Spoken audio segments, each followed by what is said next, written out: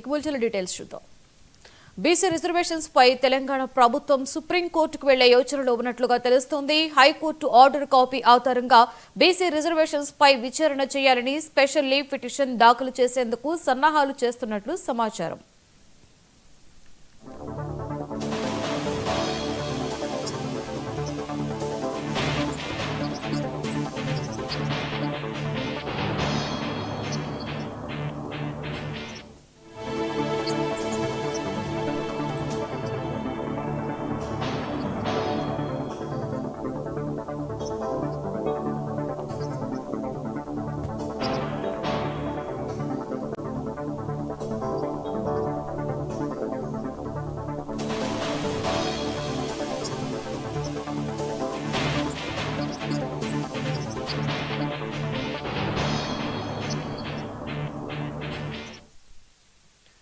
BC reservations పై తెలంగాణ ప్రభుత్వం సుప్రీంకోర్టుకు వెళ్లే యోచనలో ఉన్నట్లు తెలుస్తుంది. హైకోర్టు ఆర్డర్ కాపీ ఆధారంగా బీసీ రిజర్వేషన్స్ పై విచారణ చేయాలని స్పెషల్ లీవ్ పిటిషన్ సన్నాహాలు చేస్తున్నట్లు సమాచారం.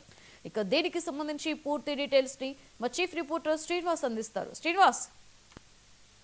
లక్ష్మి, 42% రిజర్వేషన్ల అంశం మరొక వైపు మరో లెవెల్ కు చేరుకునే అవకాశం కనబడుతోంది.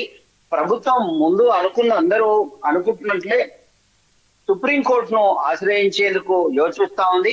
ఈ మేరకు ఇప్పటికే సంబంధిత న్యాయ నిపుణులతో చర్చించడం జరిగింది, వారి అభిప్రాయం తీసుకోవడం జరిగింది. అడ్వకేట్ జనరల్ తో కూడా ఈ అంశంపై చర్చించినట్టు మనకు తెలుస్తా ఉంది. మొత్తం మీద బీసీ రిజర్వేషన్లు ఇవ్వాలనుకుంటున్నప్పటికీ బీజేపీ అడ్డుపడుతుంది అని ఒకవైపు సంకేతాలు తీసుకెళ్లడం కావచ్చు, మరోవైపు చివరి వరకు ప్రయత్నించాము అని ఒక సందేశాన్ని ఇవ్వడం కోసం కావచ్చు. ఏదైనా ఒక ప్రభుత్వం తన చిత్తశుద్ధిని చాటుకోవాలి, తన చిత్తశుద్ధిని చూపెట్టుకోవాలి అంటే సుప్రీంకోర్టును ఆశ్రయించడం ఒక మార్గంగా కనబడ్డట్లు మనకు తెలుస్తా ఉంది. ఇందులో భాగంగానే హైకోర్టు స్టేను సుప్రీంకోర్టులో సవాల్ చేసేందుకు స్పెషల్ లీవ్ పిటిషన్ దాఖలు చేయాలని యోచిస్తున్న పరిస్థితి.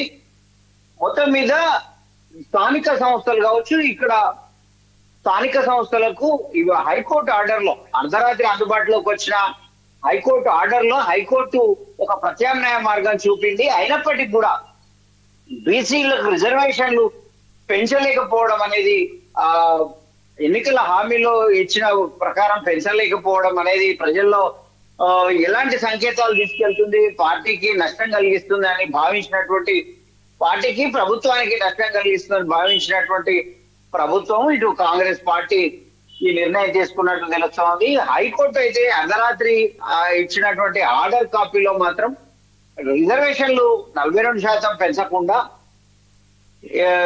ఏదైతే అదనంగా ఉన్న సీట్లను ఓసీలకు కూడా అంటే ప్రత్యేకమైన దామాష పద్ధతిలో కేటాయించి ఎన్నికలకు వెళ్ళొచ్చు అని కూడా సూచించడం జరిగింది పాత రిజర్వేషన్ పద్ధతిలో.